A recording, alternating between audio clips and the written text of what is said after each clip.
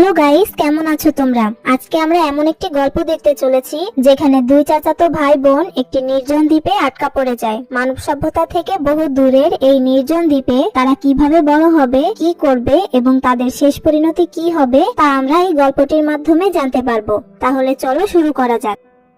গল্পের শুরুতেই আমরা দুই চাচাতো ভাই বোনকে দেখতে পাই। ছেলেটার নাম রিচার্ড, যার বয়স 9 বছর, আর মেয়েটার নাম এমিলি, তার বয়স 7 বছর। কিছুদিন আগেই এমিলির বাবা মা মারা যায়। রিচার্ডের বাবা তাদের সঙ্গে করে সান ফ্রান্সিসকোর উদ্দেশ্যে রওনা হয়। এই দুই বাচ্চা খুব দুষ্টুমি করছিল, তাই রিচার্ডের বাবা তাদের বারণ করেন এমন না করতে। তো এভাবে কিছুদিন যাওয়ার পর হঠাৎ একদিন তাদের জাহাজ সামুদ্রিক কুয়াশার ভেতর ফেসে যায়। ঠিক তখনই হঠাৎ জাহাজে আগুন ধরে যায়।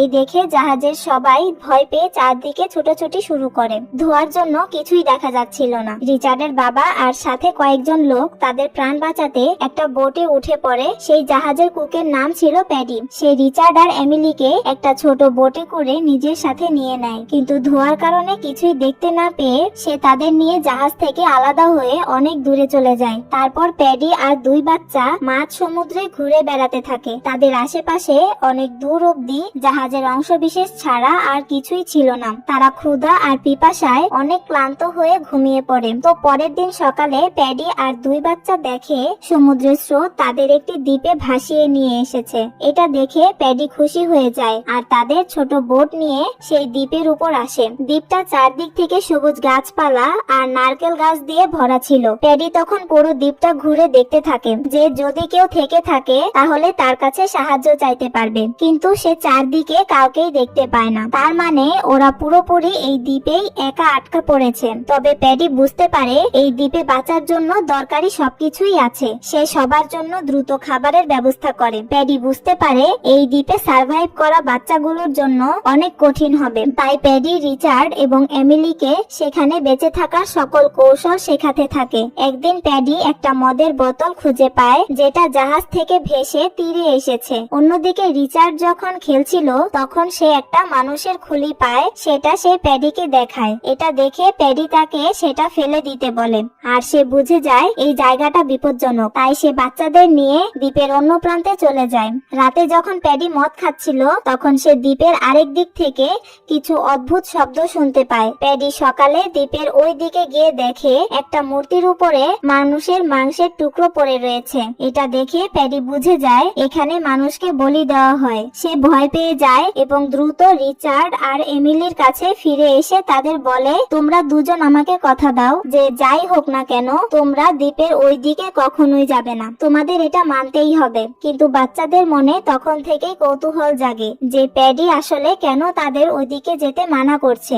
প্যাডি বলে ওইদিকে নরখাদক থাকে যারা বাচ্চাদের খেয়ে ফেলে। রিচার্ড ভাবে তার বাবা এসে হয়তো তাদের নিশ্চয়ই এখান থেকে নিয়ে যাবে। প্যাডিও ভাবে তাদের কেউ না কেউ এসে বাঁচাবে, কিন্তু ততদিন পর্যন্ত সে বাচ্চাদের শেখায় কিভাবে খাবার খুঁজতে হয় আর কিভাবে আশ্রয় বানাতে হয়। প্রায় 2 মাস ধরে সে এই জঙ্গলে বাঁচার সকল উপায় বাচ্চাদের শেখায়, যাতে যদি তার কিছু হয়ে যায় তাহলেও বাচ্চারা বেঁচে থাকতে পারে। এক রাতে প্যাডি খুব বেশি মদ খেয়ে ফেলে। সে নেশার ঘোরে জলের মধ্যে নেমে শেষ অভিভাবকও আর নেই, মানে প্যাডির মৃত্যু হয়েছে। এটা দেখে এমিলি সেখানেই অজ্ঞান হয়ে যায়। এই দ্বীপে এখন ওরা একেবারে একা হয়ে যায়। এমিলি রিচার্ডকে বলে, আমার এখানে প্যাডির কথা খুব মনে পড়ছে, আমি এখানে আর থাকবো না, আমাকে অন্য কোথাও নিয়ে চলো। রিচার্ড তার কথা মেনে নেয়। তারা তাদের জিনিসপত্র গুছিয়ে ছোট একটি বোটে বসে দ্বীপের অন্যদিকে চলে আসে। তারা সেখানেই নতুন একটা ঘর বানিয়ে নেয়। শুরুর দিকে কিছুটা কষ্ট হয় ঠিকই, কিন্তু প্যাডির শেখানো পদ্ধতি অনুসরণ করায় তাদের খুব একটা সমস্যা হয় না। আস্তে আস্তে তারা এই দ্বীপে বাঁচার অভ্যাস করে ফেলে। এভাবেই এই দ্বীপে থাকতে থাকতে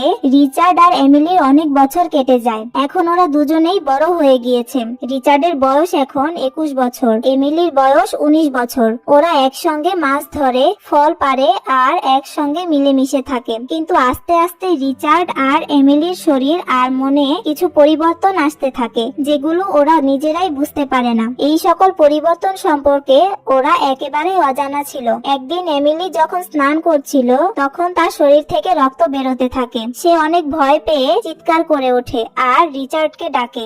রিচার্ড তার চিৎকার শুনে দৌড়ে সেখানে চলে আসে আর জিজ্ঞেস করে কি হয়েছে। তখন এমিলি লজ্জা পেয়ে তাকে দূরে যেতে বলে। কিছুক্ষণ পরে এমিলি যখন জলের বাইরে আসে তখন রিচার্ড তাকে জিজ্ঞেস করে তোমার কি হয়েছিল। রিচার্ড ভাবে এমিলির হয়তো কোথাও ব্যথা লেগেছে, কিন্তু এমিলি তাকে কিছুই বলে না, বরং রিচার্ডের সাথে বাজে আচরণ করতে থাকে। এতে রিচার্ড রাগ করে সেখান থেকে চলে যায়। সময়ের সাথে সাথে রিচার্ডের রাগ কমে যায়। তারা আবার আগের মতো একসাথে সময় কাটাতে থাকে। এভাবে আস্তে আস্তে রিচার্ড আর এমিলি একে অপরের প্রতি আকর্ষণ অনুভব করতে শুরু করে। যখন রিচার্ড শার্ট ছাড়া ঘুরে বেড়ায় তখন এমিলি চুপচাপ তাকিয়ে থাকে। আবার এমিলি যখন নদীতে গোসল করতে যায় তখন রিচার্ড সেদিকে তাকিয়ে থাকে। ছোটবেলা থেকেই তারা এখানে আটকে আছে, তাই এই বিষয়গুলো সম্পর্কে তাদের কোনো ধারণা ছিল না। রিচার্ড যতই এমিলির কাছে আসতে চায় কিন্তু এমিলি কোনো এক অজানা ভয়ে তাকে দূরে সরিয়ে দেয়। রিচার্ড মাছ ধরে, ফল পাড়ে আর এমিলি সেই মাছ রান্না করে এবং কাপড় পরিষ্কার করে। তারা দুজন মিলে হাসি মজার মধ্যেই এই দ্বীপে সুখে থাকছিল। কিন্তু একদিন এমিলি দ্বীপের সেই দিক থেকে কিছু শব্দ শুনতে পায় যেদিকে প্যাডি যেতে বারণ করেছিল। কিন্তু এমিলি কৌতূহল বশত সেখানে চলে যায়। সেখানে গিয়ে সে সেই একই মূর্তিটা দেখে যেটার সামনে নরখাদকরা মানব বলি দিত। এমিলি দেখে মূর্তিটা থেকে রক্ত ঝরছিল। এতে সে ভয় পেয়ে দৌড়ে রিচার্ডের কাছে চলে যায়। সে রিচার্ডকে বলে আমি আইল্যান্ডের সেই দিকে গিয়েছিলাম যেদিকে প্যাডি আমাদের যেতে মানা করেছিল, আর ওখানে আমি একটা মূর্তি দেখেছি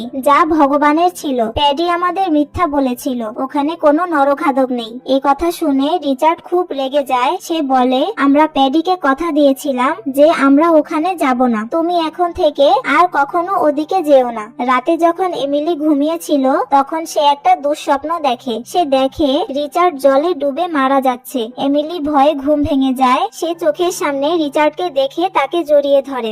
রিচার্ড এমিলির কাছে আসতে চাচ্ছিল, কিন্তু আবারও কোনো এক অজানা ভয়ে এমিলি রিচার্ডকে দূরে সরিয়ে দেয়। এতে রিচার্ড খুব অপমানিত হয়ে এমিলির সঙ্গে কথা বলা বন্ধ করে দেয়। একদিন রিচার্ড যখন সমুদ্রের পাড়ে বসেছিল তখন সে লক্ষ্য করে তাদের দ্বীপের পাশ দিয়ে একটি জাহাজ চলে যাচ্ছে। জাহাজটা দেখে সে গাছ থেকে নেমে দৌড়ে একটা পাহাড়ের দিকে যায়, যেখানে আগে থেকে কিছু কাঠ একত্রিত করে আগুন জ্বালানোর ব্যবস্থা করা ছিল যাতে জাহাজের লোকদের দৃষ্টি আকর্ষণ করা যায়। কিন্তু রিচার্ড সেখানে পৌঁছাতে অনেক দেরি হয় আর ততক্ষণে জাহাজটা দূরে চলে যায়। ওই সময় এমিলিও সেই জাহাজটা দেখেছিল। সে চাইলে আগুন জ্বালাতে পারত, কিন্তু সে জ্বালায়নি, কারণ তার এখন এখানে থাকতে ভালো লাগছিল আর এই জীবনটাকে সে মেনে নিয়েছিল। এই ঘটনায় রিচার্ড প্রচন্ড রেগে যায়। সে এমিলিকে একা রেখে একটি নৌকা নিয়ে সেখান থেকে চলে যাওয়ার জন্য রওনা হয়, কিন্তু সমুদ্রের প্রচন্ড ঢেউয়ে অর্ধেক পথেই নৌকাটা ভেঙে পড়ে আর রিচার্ড জলে পড়ে যায়। রিচার্ডকে এভাবে দেখে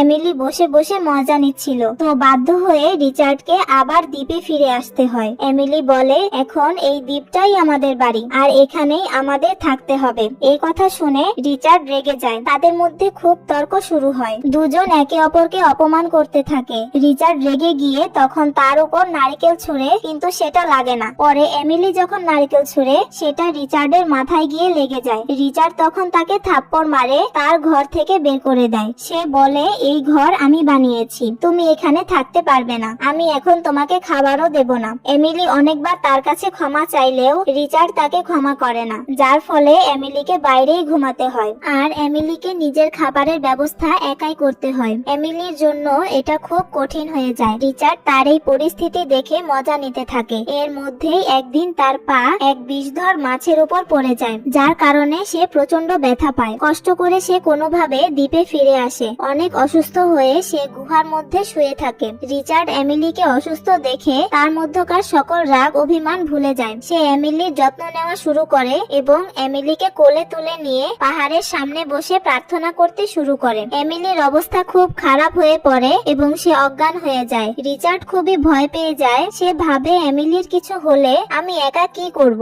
এখানে সে পাহাড়ের কাছে প্রার্থনা করে বলে এই দুনিয়ায় এমিলি ছাড়া আমার আর কেউ নেই, সে না থাকলে আমি থেকে কি করব। আমি আর এমিলির সাথে রাগ করব না। কিছুক্ষণ পর এমিলির জ্ঞান ফিরে যায় আর সময়ের সাথে সে ধীরে ধীরে সুস্থ হয়ে ওঠে। রিচার্ড এমিলিকে সুস্থ সুস্থ দেখে অনেক খুশি হয় আর বলে, আমি অনেক ভয় পেয়েছিলাম, যদি তোমার কিছু হতো তাহলে আমি এই দ্বীপে একা কি করতাম। তারপর দুজন আবার তাদের দ্বীপে আসে। এখন আর তারা দুজনে কাপলের মতো এই দ্বীপে থাকতে থাকে। এভাবে কয়েক মাস কেটে যায়। রিচার্ড লক্ষ্য করে এমিলি আর আগের মতো নেই। সেই রিচার্ডকে তার কাছে আসতে দেয় না। তার আচরণও পাল্টে গেছে। সে সবসময় শুধু খাবার খাওয়া নিয়ে পড়ে থাকতো এবং কথায় কথায় সে রেগে যেত। রিচার্ড এমিলিকে এইসব সম্পর্কে জিজ্ঞেস করে, কিন্তু এমিলি বলে, আমি জানি না, আমার স্বাস্থ্য ঠিক নেই, আমার বমিও হচ্ছে। তারপর সে রিচার্ডের হাত তার পেটে রাখে আর বলে তার মনে হয় তার পেটের ভিতরে কিছু একটা হয়তো রয়েছে। রিচার্ড কিছুই বুঝতে পারে না। রিচার্ড ভাবে এমিলি হয়তো বেশি খাচ্ছে, তাই তার পেট বড় হয়েছে। একদিন রিচার্ড দ্বীপের অন্য পাশ থেকে কিছু শব্দ শুনে। তখন সে চুপি চুপি ওই আওয়াজ অনুসরণ করে সেই নিষিদ্ধ জায়গায় পৌঁছে যায়। সেখানে সে দেখে আদিবাসীরা ওই মূর্তির সামনে একটা লোককে বলি দিচ্ছে। এসব দেখে সে ভয় পেয়ে দৌড়ে এমিলির কাছে ফিরে যায়। ঠিক তখনই এমিলির প্রচন্ড পেটে ব্যথা শুরু হয় আর সে জোরে জোরে চিৎকার করতে থাকে। রিচার্ড দ্রুত তার পাশে এসে তাকে সাহায্য করে আর এমিলি এক ফুটফুটে ছেলে সন্তান জন্ম দেয়। এরপর তারা শিশুটিকে তাদের ছোট ঝুপড়িতে নিয়ে আসে। বাচ্চাটি কাঁদছিল, তাই রিচার্ড আর এমি তাকে খাওয়ানোর জন্য কিছু খুঁজতে থাকে, কিন্তু তারা জানে না শিশুটিকে কি খাওয়ানো দরকার। সময়ের সাথে সাথে তারা সবকিছু বুঝতে পারে এবং তারা নিজের ছোট বাচ্চার সাথে খুব আনন্দেই সময় কাটাচ্ছিল। একদিন রিচার্ড এমিলিকে বলে সে কিছু আদিবাসীকে বলি দিতে দেখেছে আর যদি তারা এখানে চলে আসে তাহলে তারা তাদেরও ক্ষতি করতে পারে। অন্যদিকে আমরা দেখি রিচার্ডের বাবা এখনো বেঁচে আছে। তিনি তার একমাত্র ছেলেকে ফিরে পাওয়ার জন্য এখনো চেষ্টা চালিয়ে যাচ্ছিল। এত বছর যাবৎ নিজের ছেলেকে খুঁজতে খুঁজতে তিনি অনেক ক্লান্ত, কিন্তু তবুও তিনি হাল ছাড়ে না। রিচার্ডের বাবা কিছু লোক নিয়ে একটি জাহাজে করে তাদের খুঁজতে খুঁজতে সেই দ্বীপে পৌঁছে যায়। তিনি দূর থেকে সমুদ্রের তীরে কাদা নিয়ে খেলতে থাকা রিচার্ড এবং এমিলিকে দেখতে পায়, কিন্তু বয়সের সাথে তাদের এত বেড়ে ওঠাতে রিচার্ডের বাবা তাদের চিনতে পারে না। রিচার্ড জাহাজটিকে দেখে প্রথমে তো অনেক খুশি হয়, কিন্তু পরে এমিলির কথা মনে পড়লে সে সিদ্ধান্ত নেয় তারা এখানেই থাকবে। আর রিচার্ডের বাবাও তাদের আদিবাসী মনে করে জাহাজ নিয়ে ফিরে চলে যান। এর বেশ কিছুদিন পর রিচার্ড এমিলি তাদের ছেলেকে বোটে করে দ্বীপের অন্যদিকে ফল পাড়ার জন্য নিয়ে যায়, যেখানে প্যাডি মারা যাওয়ার আগে তারা কয়েক মাস থেকেছিল। চারপাশের সবকিছু দেখে তারা তাদের ছোটবেলার কথা মনে করে। তারপর রিচার্ড ফল পাড়ার জন্য চলে যায় আর এমিলি তার ছেলে নিয়ে তীরে থাকে। এই সময় তাদের ছেলে খেলতে খেলতে বেশ কিছু বিষাক্ত বেরি ফল তুলে নিয়ে বোটে রেখে দেয়। এমিলি এটা দেখতে পায় না। তারা দুজনই রিচার্ডের অপেক্ষায় নৌকায় ফিরে যায়। এমিলির কিছু সময়ের জন্য চোখ বুজে যায়। চোখ খোলার পর সে দেখে নৌকা তীর থেকে কিছুটা দূরে চলে গেছে। হঠাৎ তার ছেলে একটা বৈঠা পানিতে ফেলে দেয়। এমি বৈঠাটি নিতে অনেক চেষ্টা করে, কিন্তু সে পারে না। সে চিৎকার করে রিচার্ডকে ডাকে আর রিচার্ড সাঁতার কেটে তাদের দিকে আসতে থাকে, কিন্তু এমিলি তখন দেখতে পায় রিচার্ডের পেছনের একটি হাঙর মাছ ধাওয়া করছে। রিচার্ড বৈঠা না নিয়েই দ্রুত নৌকার দিকে যায়। এমিলি তাকে বাঁচাতে অন্য বৈঠা পানিতে ছুঁড়ে মারে। এতে রিচার্ড নৌকায় ওঠার সুযোগ পেয়ে যায়, কিন্তু তাদের কাছে এখন আর কোনো বৈঠা নেই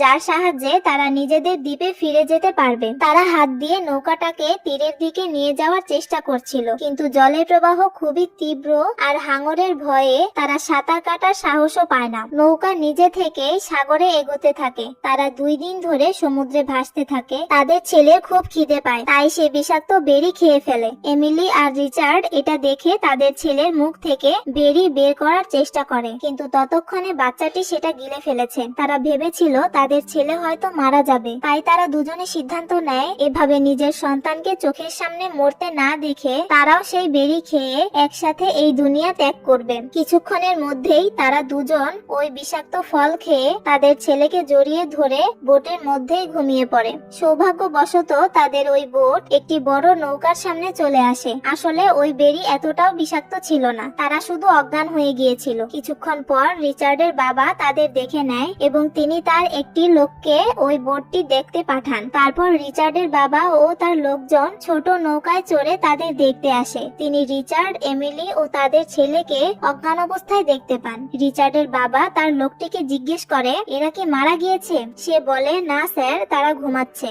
তাদের তখন বাঁচিয়ে নেওয়া হয় আর এখানেই সিনেমাটির সমাপ্তি হয়। তো তোমাদের কেমন লাগলো এই গল্পটি অবশ্যই কমেন্টে জানাবে।